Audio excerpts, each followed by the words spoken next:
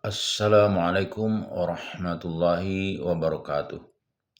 Alhamdulillahirabbil alamin allazi nahmaduhu wa nasta'inuhu wa nastaghfiruh wa na'udzubillahi min syururi anfusina wa min sayyiati a'malina may yahdihillahu fala mudhillalah wa may yudlil falan tajida lahu waliyyan mursyida. Asyhadu an la ilaha illallah wa asyhadu anna Muhammadan abduhu wa rasuluhu la nabiyya ba'd. Allahumma shalli wa sallim ala hadzal nabiyil karim wa ala alihi wa ashabihi ajmain.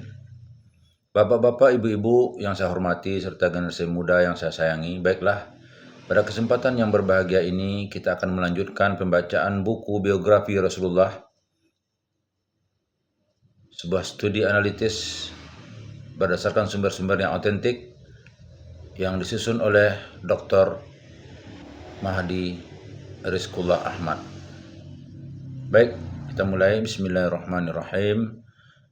7. Perang Usyairah. Rasulullah Shallallahu Alaihi Wasallam keluar dari kota Madinah dengan membawa 150 orang. Sebagian pendapat mengatakan 200 dengan tujuan menghadang satu kafilah dagang Quraisy dalam perjalanan mereka menuju Syam. Singkat cerita, sampailah Rasulullah Shallallahu Alaihi Wasallam di Usyairah, sebuah wilayah yang berada di bawah kekuasaan Bani Mudlij. Sayangnya kafilah yang akan dihadang itu ternyata telah lewat. Akhirnya Rasulullah Shallallahu Alaihi Wasallam dan kaum muslimin menunggu sampai kafilah ini pulang. Tapi usaha tersebut juga mengalami kegagalan. Unsur inilah yang menjadi penyebab pecahnya perang Badar Kubra. Pada perang ini Bani Mudlij dan para sekutunya dari Bani Damrah telah melakukan perjanjian keamanan dengan kaum muslimin. Lalu Rasulullah Shallallahu Alaihi Wasallam pulang kembali ke Madinah dan tidak terjadi pertempuran. Peristiwa tersebut terjadi pada bulan Jumadil Akhir, 16 bulan setelah hijrah. Sedangkan di dalam Sahih disebutkan bahwa pertempuran ini sempat terjadi, hanya saja tidak disebutkan detail peristiwanya. Berbagai sumber rujukan mengatakan Rasulullah Shallallahu Alaihi Wasallam telah melakukan beberapa perjanjian untuk saling menjaga keamanan dengan beberapa kafilah yang tidak kami sebutkan di sini. Hal tersebut beliau lakukan semenjak awal-awal kehidupan beliau di Madinah dan sama sekali tidak ada kaitannya dengan beberapa ekspedisi militer tertentu. Sebagai contoh, perjanjian Rasulullah Shallallahu Alaihi Wasallam dengan Budail bin Waraqah, Yusrin dan para pembesar Bani Amru dari kabilah Khuzai. Dalam perjanjian tertulis itu disebutkan Rasulullah Shallallahu Alaihi Wasallam tidak akan mengkhianati mereka mulai dari sejak perjanjian itu dibuat dan diberikan kepada mereka. Bahkan Rasulullah Shallallahu Alaihi Wasallam juga menegaskan bahwa beliau akan memberikan jaminan keamanan kepada mereka. Rasulullah Shallallahu Alaihi Wasallam juga membuat perjanjian damai dengan Aslam dari Bani Khuza'ah. Di dalam perjanjian ini dicantumkan pernyataan untuk saling memberikan pertolongan. Rasulullah Shallallahu Alaihi Wasallam juga mengadakan perjanjian damai dengan Bani Ghaffar. Dalam perjanjian ini disebutkan pasal untuk saling membela dan melindungi dari kelompok-kelompok yang memerangi mereka atau memerangi kaum muslimin karena agamanya. Rasulullah Shallallahu Alaihi Wasallam juga mengadakan perjanjian damai dengan Naim bin Mas'ud bin Raqilah al-Asja'i. Surat perjanjian tersebut berisi sumpah untuk saling memberikan pertolongan dan menasihati. 8. Ekspedisi Nakhlah. Pada bulan Rajab, 17 bulan setelah hijrah, Rasulullah Shallallahu Alaihi Wasallam mengutus Abdullah bin Jahsi bersama 8 suku kaum Muhajirin. Arkian Rasulullah Shallallahu Alaihi Wasallam juga menulis sebuah surat perintah untuk Abdullah bin Jahsi dan memintanya untuk tidak membacanya sampai mereka telah melakukan perjalanan selama 2 hari. Hal itu tak lain hanya agar mereka bersungguh-sungguh melaksanakan tugas dan agar tidak ada satupun dari mereka yang mengetahui tujuan mereka. Abdullah bin Jahsi menjalankan perintah Rasulullah Shallallahu Alaihi Wasallam dengan baik. Ketika membuka surat dari Rasulullah Shallallahu Alaihi Wasallam itu, ia mendapatkan perintah agar terus melanjutkan perjalanan hingga ke wilayah Nakhlah, sebuah tempat yang terletak di antara Mekah dan Taif. Mereka diperintahkan untuk mengintai, memata-matai kegiatan kaum Quraisy dan kemudian melaporkannya kepada Rasulullah. Rasulullah Shallallahu Alaihi Wasallam juga berpesan agar Abdullah bin Jahsi tidak memaksa satu sahabat pun untuk melakukan perintah beliau tersebut. Dan ketika Abdullah mengabarkan perintah tersebut, ternyata para sahabatnya yang ikhlas akan terus melakukan perjalanan ke arah yang diperintahkan. Ketika mereka telah sampai di Nakhlah, lewatlah sebuah kafilah dagang Quraisy. Di dalam kafilah tersebut terdapat Ibnu Hadrami, Utsman bin Abdullah bin Mughirah, saudara laki-laki Naufal, dan Hakam bin Kaisan, budak Hisam bin Mughirah. Melihat hal itu, para sahabat berunding tentang apa yang harus mereka lakukan terhadap kafilah tersebut. Pasalnya saat itu adalah akhir Rajab, sedangkan bulan Rajab adalah bulan mulia. Selain itu, mereka juga khawatir bila keputusan dan tindakan mereka nanti salah. Singkat cerita, akhirnya mereka memutuskan untuk tetap menyerang kafilah Quraisy, sebab menurut mereka, bila kafilah itu dibiarkan begitu saja maka akan mengganggu gerak langkah kaum muslimin. Akhirnya mereka memberanikan diri dengan kekuatan seadanya untuk menyerang mereka dan mengambil apa yang dapat mereka ambil dari kafilah dagang Quraisy tersebut. Singkat cerita, mereka berhasil memanah Waqid bin Abdullah At-Tamimi dan Amru bin Hadrami sampai tewas, dan menawan Utsman bin Abdullah bin Mughirah dan Hakam bin Kaisan, sedangkan Naufal berhasil meloloskan diri. Setelah itu, Abdullah bin Jasi dan pasukannya pulang ke Madinah dengan membawa para tawanan itu. Sesampainya di Madinah, Rasulullah SAW mengatakan kepada mereka bahwa beliau tidak pernah memerintahkan mereka untuk berperang pada bulan mulia. Tidak hanya itu, Rasulullah SAW juga tidak menerima kafilah dan 2 orang tawanan yang dibawa oleh Abdullah dan para sahabatnya. Mendengar pernyataan dan melihat sikap Rasulullah itu, Abdullah dan para sahabatnya mengira bahwa mereka telah gagal dan akan mendapatkan cacian dari saudara mereka sesama kaum muslimin. Sementara itu, orang-orang Quraisy juga mulai menyebarkan pernyataan bahwa Muhammad dan para sahabatnya telah melanggar bulan-bulan mulia dengan melakukan pertumpahan darah, merampas harta, dan menawan orang.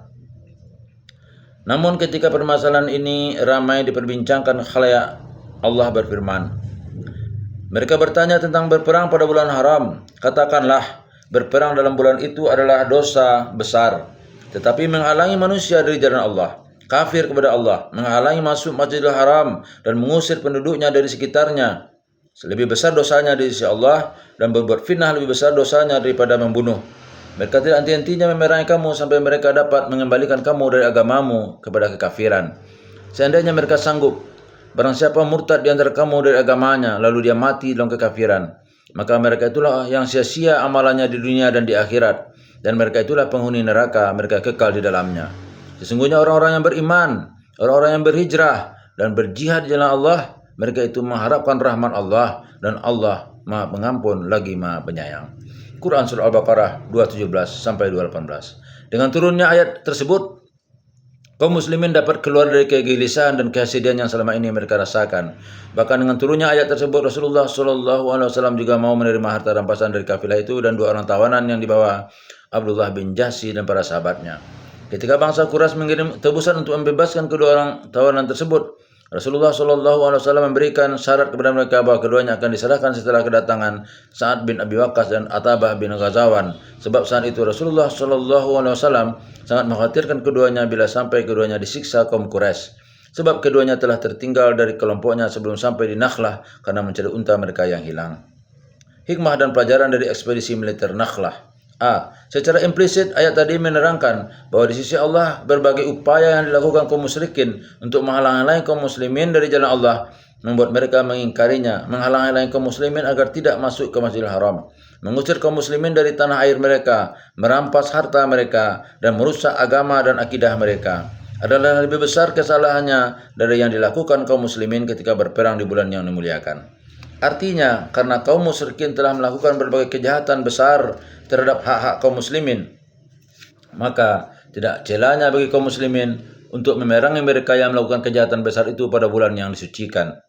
Tanggapan dan komentar Al-Quran ini sekaligus menjelaskan tentang sikap politik Islam dalam memberikan penghormatan terhadap nilai-nilai agama dan moral atau yang kemudian disebut dengan nilai-nilai spiritual dan kemanusiaan.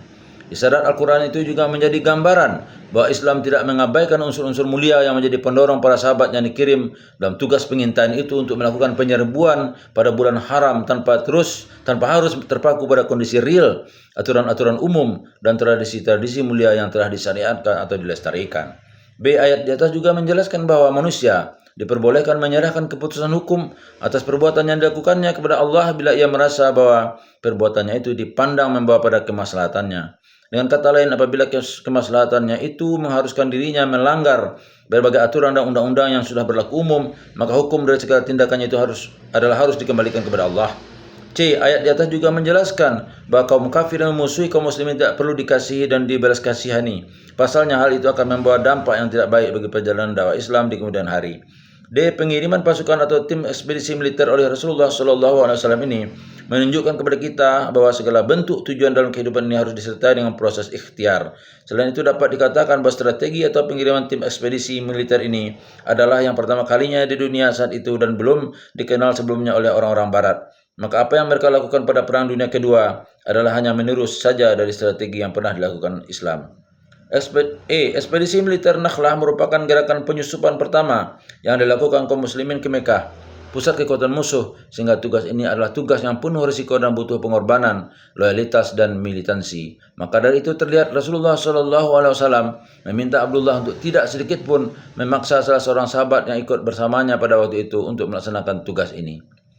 9. Perubahan arah kiblat. Menurut sebagian besar ulama, pada pertengahan Sya'ban 18 bulan setelah hijrah, Allah memerintahkan Nabi Muhammad dan kaum muslimin untuk mengubah arah kiblat dari Baitul Maqdis ke Masjidil Haram. Setelah mereka menghadap ke arah Baitul Maqdis selama 16 atau 17 bulan dalam solat mereka di Madinah, Rasulullah SAW sendiri sebenarnya mengharapkan dan lebih senang bila kiblat dipindahkan ke Ka'bah, kiblat Nabi Ibrahim terdahulu. Terbukti sebelum perintah ini turun, beliau seringkali berdoa dan memohon kepada Allah agar mengalihkan arah kiblat itu ke Ka'bah, sehingga akhirnya Allah menurunkan firman-Nya. Sungguh kami sering melihat mukamu menengadah ke langit, maka sungguh kami akan memalingkan kamu ke kiblat yang kamu sukai. Palingkanlah mukamu ke arah Masjidil Haram, dan di mana saja kamu berada, palingkanlah mukamu ke arahnya. Dan sesungguhnya orang-orang Yahudi dan Nasrani yang diberi Alkitab atau Taurat dan Injil memang mengetahui bahwa berpaling ke Masjidil Haram itu adalah benar dari Tuhannya, dan Allah sekali-kali tidak lengah terhadap apa yang mereka kerjakan. Quran Surah Al-Baqarah 144. Setelah diturunkannya ayat ini, Rasulullah SAW langsung mengubah arah kiblatnya ke Masjidil Haram, dan salat yang pertama kali dilakukan beliau setelah turunnya perintah ini adalah salat asar. Dan kabar pengubahan arah kiblat ini terdengar oleh masyarakat Muslim Kuba pada saat mereka tengah melaksanakan salat subuh, sehingga mereka pun dengan spontan mengubah arah kiblat mereka ke arah Masjidil Haram. Perintah puasa Ramadan. Dalam pembahasannya tentang berbagai peristiwa yang terjadi pada tahun kedua Hijrah, Tabari mengatakan pada tahun ini telah diwajibkan puasa Ramadan. Akan tetapi ada sebagian pendapat yang mengatakan bahwa puasa wajib tersebut telah diwajibkan pada bulan Sya'ban tahun itu juga. Namun dalam As-Sahihain disebutkan bahwa ketika datang ke Madinah, Rasulullah SAW mendapatkan orang-orang Yahudi telah terbiasa puasa Asyura. Maka beliau pun melakukan berpuasa seperti mereka dan memerintahkan kaum muslimin untuk melakukannya. Akan tetapi ketika Allah menurunkan perintah untuk melakukan puasa di bulan Ramadan, puasa ini dijadikan sebagai puasa fardu, sedangkan orang yang berpuasa pada hari Asyura adalah sebaik-baik manusia. Perang Badar Kubra. Arkian, Rasulullah SAW menerima kabar bahwa tak lama lagi kafilah dagang Quraisy yang dipimpin Abu Sufyan akan melintas dari perjalanan pulang mereka dari Syam. Maka Rasulullah SAW mengumpulkan kaum muslimin dan kemudian bersabda kepada mereka, kafilah bangsa Quraisy sebentar lagi akan lewat. Mereka pasti membawa harta. Maka pergilah kalian untuk memerangi mereka. Semoga Allah memberikan kalian kekuatan untuk mengkocar-kacirkan mereka. Sementara itu Abu Ayyub Al-Ansari meriwayatkan, pada saat kami berada di Madinah, Rasulullah SAW bersabda, aku telah mendapatkan kabar bahwa kafilah Abu Sufyan tak lama lagi akan datang dari Syam. Maka sepakatkah kalian bila kita menghadang dan menyerang mereka? Sebab bisa jadi Allah akan memberikan kita kekuatan untuk mengambil harta rampasan dari mereka. Kami menjawab, ya kami sepakat. Lalu beliau pun berangkat dan kami ikut bersama beliau. Rasulullah SAW saat itu tidak mengajak seluruh kaum muslimin untuk pergi berperang. Beliau hanya mengajak orang-orang yang hadir di hadapan beliau waktu itu. Bahkan beliau saat itu sempat tidak mengizinkan orang-orang dari dataran tinggi Madinah untuk datang ke perkumpulan itu. Maka dari itu beliau pun juga tidak mencela siapa saja yang tidak hadir dan tidak mengikuti peperangan ini. Jumlah kekuatan kaum muslimin saat itu adalah 313 sampai 370 orang. Mereka terdiri dari kaum Muhajirin 82 atau 86 orang, Bani Aus 61 orang, dan kalangan Khazraj 170 orang. Mereka berjalan dengan hanya membawa 2 kuda dan 70 unta. Maka setiap 2 orang atau 3 saling bergantian dalam mengendarai 1 unta. Sa'd dan Abu Lubabah dan Ali bin Abi Thalib saat itu satu kelompok dengan Rasulullah SAW dengan 1 unta. Lalu ketika giliran Rasulullah SAW untuk berjalan kaki tiba, keduanya berkata, kami akan tetap berjalan mengawalmu. Mendengar ucapan itu Rasulullah SAW menjawab, tetapi kalian berdua tidaklah lebih kuat dariku dan aku bukanlah orang yang mampu memberikan upah kepada kalian. Di tengah perjalanan, tepatnya ketika mereka baru sampai di Rauha, Rasulullah Shallallahu Alaihi Wasallam memanggil Abu Lubabah dan memerintahkannya untuk kembali ke Madinah. Sebelum itu beliau memerintahkan Abdullah bin Umi Maktum berazan untuk melaksanakan sholat. Sedangkan orang yang menggantikan posisi Abu Lubabah menemani Rasulullah dalam regunya adalah Marsad bin Abi Marsad. Jadi sebenarnya tidak ada perbedaan antara riwayat Ibnu Ishaq dan riwayat Ahmad. Ketika Abu Sufyan menyadari akan bahaya yang mengintai rombongannya, ia mengutus Damdam bin Amru al-Ghafari agar pulang ke Mekah untuk meminta bala bantuan dari bangsa Quraisy. Damdam pun segera pergi ke Mekah. Sesampainya di Mekah, ia menghentikan untanya sambil menutup hidungnya dan berupaya mengendalikan untanya. Lalu ia merobek pakaiannya dan kemudian berteriak, "Wahai orang-orang Quraisy, celaka, celaka! Harta kalian yang ada di Abu Sufyan sedang diintai Muhammad dan para sahabatnya. Aku tidak yakin kalian akan mendapatkannya kembali. Maka selamatkanlah mereka." Orang-orang Quraisy pun bergegas berangkat pergi untuk membantu kafilah mereka. Di samping itu mereka juga ingin bertemu secara langsung dengan kaum muslimin dalam sebuah pertempuran. Mereka berharap bahwa pertempuran kali itu akan menyudahi kekuatan kaum muslimin yang selama ini selalu merintangi jalur perdagangan mereka. Tidak ada satupun para pembesar bangsa Quraisy yang tidak ikut dalam penyerbuan kali ini selain Abu Lahab. Namun ia telah mengutus As bin Hisham untuk menggantikan posisinya. As melakukan hal tersebut sebagai ganti dari hutang yang dimilikinya yang berjumlah sekitar 4.000 dirham. Selain Abu Lahab, tidak ada satupun keturunan bangsa Quraisy yang tidak hadir dalam peperangan tersebut kecuali Bani Adi. Jumlah mereka mencapai 1.300 orang. Mereka membawa 100 tentara berkuda, 600 tentara berbaju besi, dan sejumlah unta yang sangat banyak jumlahnya. Pasukan bangsa Quraisy ini dipimpin oleh Abu Jahal. Ketika merasa khawatir dengan ancaman Bani Bakar yang akan melakukan tindakan makar karena permusuhan suku ini terhadap bangsa Quraisy selama ini, kaum Quraisy hampir saja kembali ke Mekah dan mengurungkan niat mereka.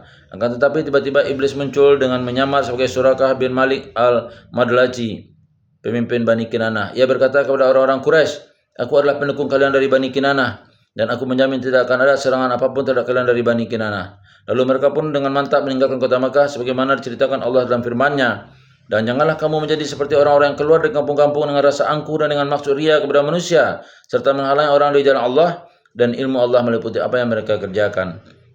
Quran Surah Al-Anfal 47. Dan 3 hari sebelum kedatangan Damdam bin Amru di Mekah untuk menyampaikan pesan Abu Sufyan, Atikah binti Abdul Muttalib telah memimpikan peristiwa tersebut. Ia berkata, "Aku melihat seorang laki-laki datang dengan menunggang untanya. Kemudian ia berdiri di sebuah lembah yang sangat luas dan berkata, 'Wahai ahli Badar, berangkatlah untuk berperang selama 3 hari. Lalu ia menceritakan mimpi itu sebagaimana berikut. Aku melihat orang itu mengambil sebongkah batu besar dan menjatuhkannya dari puncak gunung. Maka batu itu pun meluncur ke bawah hingga hancur berkeping-keping. Akibatnya setiap rumah atau bangunan yang kemasukan oleh kepingannya pun hancur.' Dalam kisah ini diceritakan pula bantahan Abbas terhadap Abu Jahal ketika ditanya, mengapa semua ini bisa terjadi? Keinginannya untuk mencibir Abu Jahal dan keacuan Abu Jahal terhadapnya ketika Damdam datang dan mengajak bangsa Quraisy untuk mencegah kaum muslimin untuk merampas kafilah mereka. Demikianlah akhirnya mereka pun bersiap-siap dan kemudian pergi menuju Badar. Dan Allah membenarkan mimpi Atikah tersebut. Mimpi Atikah ini diriwayatkan secara sempurna oleh Ibnu Ishaq dengan mempergunakan 2 silsilah periwayatan. Riwayat yang pertama munqati' atau terputus karena tidak diketahui siapa yang memberikan hadis ini kepada Ibnu Ishaq, Ibnu Isham 2296. Kemudian Hakim menyambung kembali istilah periwayatan hadis tersebut di dalam Al-Mustadrak 3/1920. Akhirnya orang yang memberitahukan hadis tersebut kepada Ibnu Ishaq diketahui yaitu Husain bin Abdullah. Di dalam Talqis Az-Zahabi, Zahabi menilai hadis tersebut dhaif, sedangkan riwayat kedua berada pada tingkatan mursal Ibnu Hisham 2296-298. Hadis ini juga diriwayatkan oleh Baihaqi dalam Ad-Dalail 3/103 1-5 yang menceritakan kisah perang Badar yang diambil dari riwayat Maghazi Musa bin Aqabah dengan silsilah periwayatan mursal. Hadis ini juga diriwayatkan oleh Tabrani dalam tingkatan mursal. Dalam silsilah periwayatan hadis tersebut terdapat Ibnu Luhai'ah yang dinilai sebagai perawi yang dhaif. Sedang hadis yang diriwayatkan olehnya memiliki tingkatan hasan sebagaimana yang dikemukakan dalam Al-Majma' 669-70. Hadis ini juga diriwayatkan dengan silsilah periwayatan lain. Salah seorang perawi yang terdapat dalamnya adalah Abdul Aziz bin Amran dan ia matruk sebagaimana dijelaskan dalam Al-Majma' 67172. Abu Sufyan selalu teringat dengan berbagai bahaya yang berulang kali akan dilancarkan kaum muslimin terhadap dirinya. Karena itu ketika kafilahnya sudah hampir mendekati Badar, ia menemui Majdi bin Amru dan menanyakan keberadaan kaum Rasulullah dan menanyakan keberadaan pasukan Rasulullah. Majdi mengatakan bahwa dirinya baru saja melihat 2 orang pengendara unta menderumkan kedua untanya di atas anak bukit, lalu keduanya menuangkan air ke tempat minum mereka dan kemudian pergi lagi. Maka Abu Sufyan bergegas mendatangi tempat menderumnya kedua unta mereka dan mengambil kotoran keduanya. Lalu ia meremukkannya hingga mengetahui bahwa kedua unta itu berasal dari Madinah. Lantas dengan cepat Abu Sufyan mengalihkan rombongannya dari jalan utama yang biasa mereka lalui dan terletak di sebelah kiri Badar. Kemudian ia membawa kafilahnya menyusuri jalan di tepi pantai yang berada di bagian barat. Walhasil akhirnya ia selamat dari bahaya yang mengancamnya. Setelah itu ia mengirim surat susulan kepada pasukan bangsa Quraisy yang tengah berada di Juhfah. Di dalam surat itu ia memberitahukan keselamatannya dan mempersilakan mereka untuk kembali ke Mekah. Pasukan kaum kafir Mekah pun bersiap-siap untuk kembali, akan tapi Abu Jahal menolak langkah itu. Demi Tuhan, kita tidak boleh pulang sebelum kita sampai di Badar dan menetap di selama 3 hari. Kita akan menyembelih kambing, makan, minum khamar dan dihibur oleh para penyanyi wanita. Ini kita lakukan agar orang-orang Arab, kaum muslimin, mengetahui keberadaan arah perjalanan dan tujuan kita, sehingga mereka tidak berani lagi mengusik kita selamanya. Seluruh pasukan Makkah mengikuti perintah Abu Jahal tersebut, kecuali Akhnas bin Syarik. Ia bersama kaumnya dari Bani Zahrah kembali ke Mekah. Selain Akhnas, Ali bin Abi Thalib juga ikut kembali ke Mekah. Pasalnya, sebuah pembicaraannya dengan kaum Quraisy, mereka telah menuduh Bani Hashim masih menjalin hubungan dengan kerabatan dengan Muhammad. Lalu bangsa Quraisy terus berjalan sampai mendekati wilayah Badar, tepatnya di balik bukit pasir pada bagian bibir lembah paling jauh sampai ke bagian lembah Badar. Ketika kedatangan pasukan Quraisy ini sampai ke telinga Rasulullah, beliau berunding dengan para sahabatnya tentang langkah apa yang harus mereka lakukan. Syahdan, salah satu kelompok dari pasukan kaum muslimin, merasa khawatir bahwa mereka belum siap mengambil perang sebesar itu. Karena menurut mereka ini, kekuatan kaum muslimin belum memiliki kemampuan dan perbekalan yang cukup untuk menghadapi perang tersebut. Demikianlah mereka terus berdebat Rasulullah SAW untuk meyakinkan pandangan mereka terhadap beliau. Maka dari itu Allah berfirman, sebagaimana Tuhan menyuruhmu pergi dari rumahmu dengan kebenaran, padahal sesungguhnya sebagian dari orang-orang yang beriman itu tidak menyukainya. Mereka membantahmu dengan kebenaran sudah nyata bahwa mereka pasti menang, seolah mereka dihalau kepada kematian, sedang mereka melihat sebab-sebab kematian itu. Quran Surah Al-Anfal 5-6. Kemudian para pemimpin pasukan muhajirin angkat bicara. Mereka mendukung pendapat yang menyatakan mereka harus tetap berangkat bertempur menyerang kaum Quraisy. Pendapat itu terlontar dari Abu Bakar, Umar, dan Miqdad bin Amir.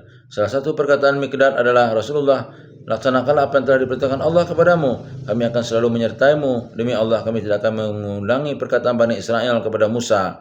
Berperanglah kamu dan Tuhanmu, karena kami akan tetap diam di sini. Sungguh kami hanya akan berkata, pergilah kamu dan Tuhanmu, dan sesungguhnya para pasukan perang telah bersiap menyertai kalian berdua. Demi Zat yang telah mengutusmu dengan kebenaran, seandainya kamu membawa kami ke sebuah tempat yang tertutup telah dikepung musuh pun, niscaya kami akan tetap berperang bersamamu tanpa mempedulikan mereka semua. Dalam riwayat lain mereka berkata, kami tidak akan mengucapkan kata-kata yang diucapkan oleh kaum Musa. Pergilah engkau dan Tuhanmu, berperanglah kalian berdua, sebab sesungguhnya kami akan berperang di samping, kanan, kiri, depan, dan belakangmu. Ucapan Miqdad tersebut membuat Rasulullah SAW bahagia. Setelah mendengar pernyataan beberapa pemimpin pasukan kaum muhajirin, Rasulullah SAW berkata, wahai orang-orang, siapa lagi yang akan melontarkan pendapatnya kepadaku? Pertanyaan ini Rasulullah maksudkan untuk memancing pendapat dan pandangan dari para pemimpin pasukan Ansar, sebab mereka adalah bagian terbesar dari tentara Islam waktu itu. Di samping itu, karena perjanjian Aqabah Kubra pada dasarnya juga tidak mewajibkan masyarakat Ansar untuk melindungi Rasulullah SAW di luar kota Madinah. Lantas Sa'ad bin Mu'az, pembawa bendera Ansar, pun angkat suara. Ia memahami maksud perkataan Rasulullah SAW tersebut, maka ia pun segera bangkit dan berkata, demi Allah, benarkah yang engkau maksudkan adalah kami? Rasulullah SAW menjawab, benar. Maka Sa'ad berkata, kami telah beriman kepadamu sehingga kami akan selalu membenarkanmu. Dan kami bersaksi bahwa ajaran yang engkau bawa adalah benar. Karena itu kami berjanji untuk selalu mentaati dan mendengarkan perintahmu. Berangkatlah wahai Rasulullah SAW, jika itu yang engkau kehendaki, demi Zat yang telah mengutusmu dengan nilai-nilai kebenaran. Seandainya engkau membawa kami ke laut itu, kemudian engkau benar-benar mengarunginya, niscaya kami pun akan mengikutimu. Sungguh tidak akan ada satupun tentara kami yang akan tertinggal, dan kami tidak takut sedikit pun kalau memang engkau mempertemukan kami dengan musuh-musuh kami esok hari. Sesungguhnya kami adalah orang-orang yang terbiasa hidup dalam peperangan dan melakukan pertempuran. Semoga Allah memperlihatkan kepadamu berbagai hal dari kami yang dapat memberikan kebahagiaan bagimu.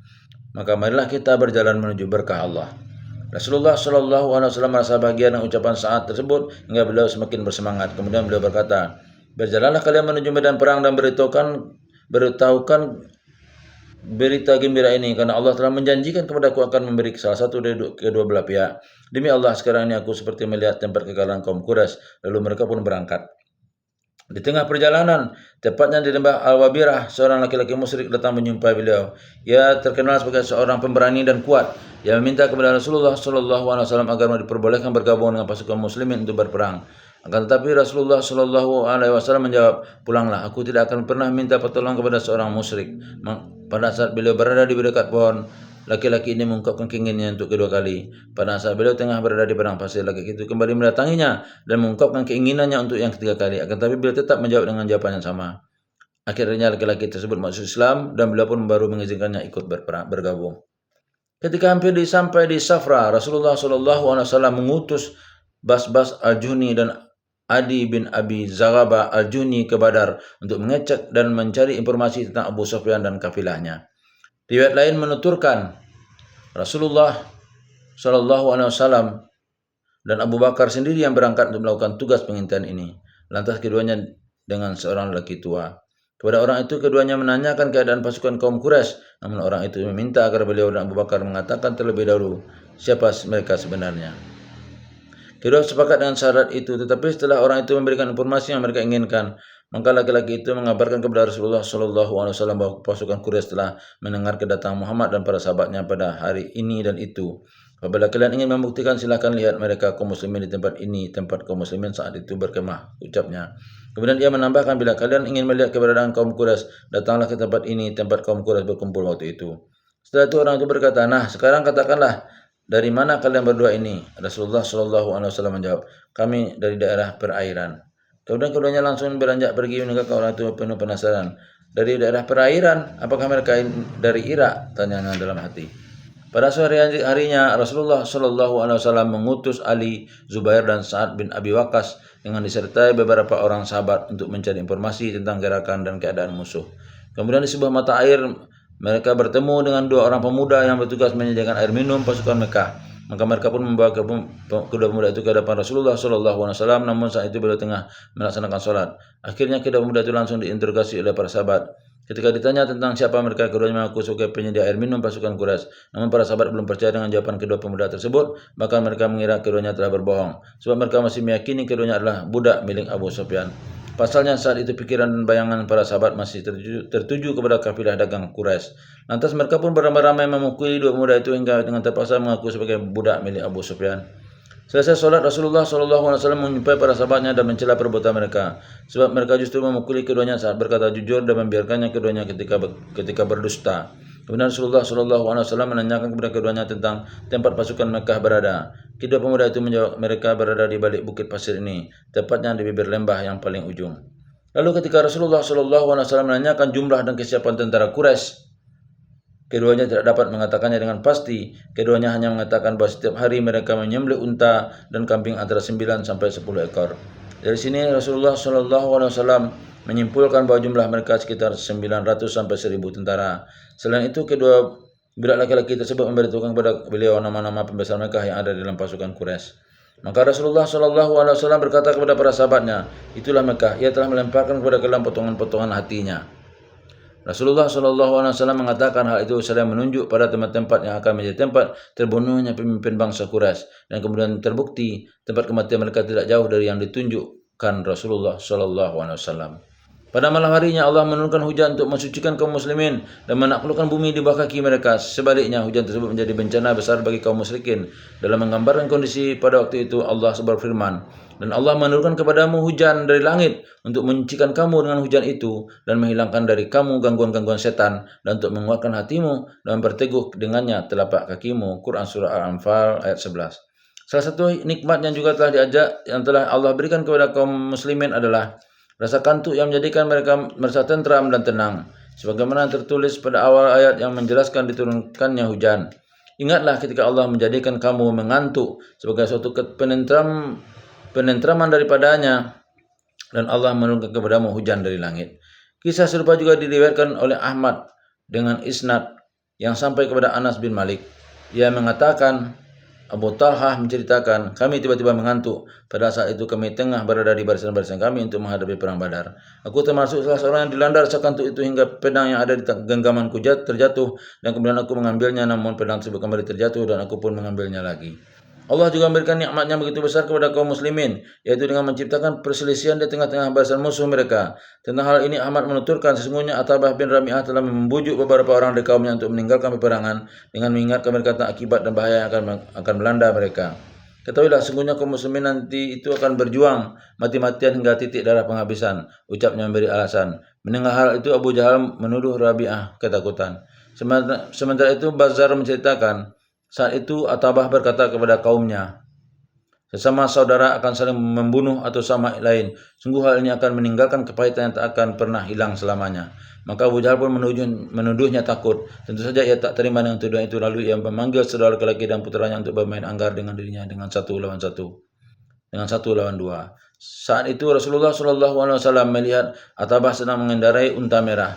Kemudian beliau bersabda, bila mereka ingin selamat, seharusnya mereka mengikuti perkataan si penunggang unta merah itu. Sungguh bila mereka mendengar perkataannya, niscaya mereka akan selamat. Tetapi Allah berkehendak lain. Mereka mengingkari dan tidak mematuhi saran Atabah, dan sarannya itu terpotong oleh dendam kesumat Abu Jahal terhadap Rasulullah SAW dan kaum muslimin. Dikisahkan Rasulullah SAW terlebih dahulu sampai di sumber mata air Badar dan memutuskan untuk berhenti di tempat itu, dan ini merupakan bagian dari strategi agar pasukan kaum muslimin dekat dengan sumber air. Melihat hal itu, Habab bin Munzir berkomentar, wahai Rasulullah, mengapa engkau memilih tempat ini sebagai pemberhentian kita? Apakah tempat ini memang telah ditentukan Allah kepadamu dan kita akan dapat memajukan atau mengundurkannya sedikit pun? Ataukah hal ini adalah bagian dari pendapat strategi dan siasat perang? Rasulullah SAW menjawab, ini hanyalah sekedar pendapat strategi dan taktik perang. Maka Habab berkata, wahai Rasulullah, jika demikian halnya, aku juga ingin mengemukakan pendapatku. Menurutku tempat ini tidak tepat untuk kita berhenti. Sebaiknya kita terus berjalan hingga sampai di mata air yang paling dekat dengan perkemahan bangsa Quraisy. Setelah itu kita duduki tempat tersebut dan kita hancurkan seluruh sumur yang ada di seberangnya dan menjadikannya kolam penampungan air. Lalu kita penuhi kolam itu dengan air dan kita baru menyerang mereka. Dengan begitu niscaya kita akan dapat minum air itu, sedang mereka sama sekali tidak bisa meminumnya. Pada saat itu Rasulullah SAW berkata, pendapatmu sangat bagus. Kemudian Rasulullah SAW pun menjalankan taktik yang ditawarkan oleh Habab bin Munzir radhiyallahu an. Petunjuk yang diberikan oleh Habab ini diriwayatkan oleh Ibnu Ishaq dengan riwayat Munqati', Ibnu Hisam 2312 313 atau dengan riwayat mursal dan terhenti pada Urwah sebagaimana tertulis dalam Al-Isabah 1302, Hakim 3446 447. Riwayat tersebut dinilai sebagai hadis mungkar oleh Zahabi dan Umawi sebagaimana yang diungkapkan oleh Ibnu Katsir di dalam Al-Bidayah wa An-Nihayah 3293 dengan silsilah periwayatan yang munqati atau terputus.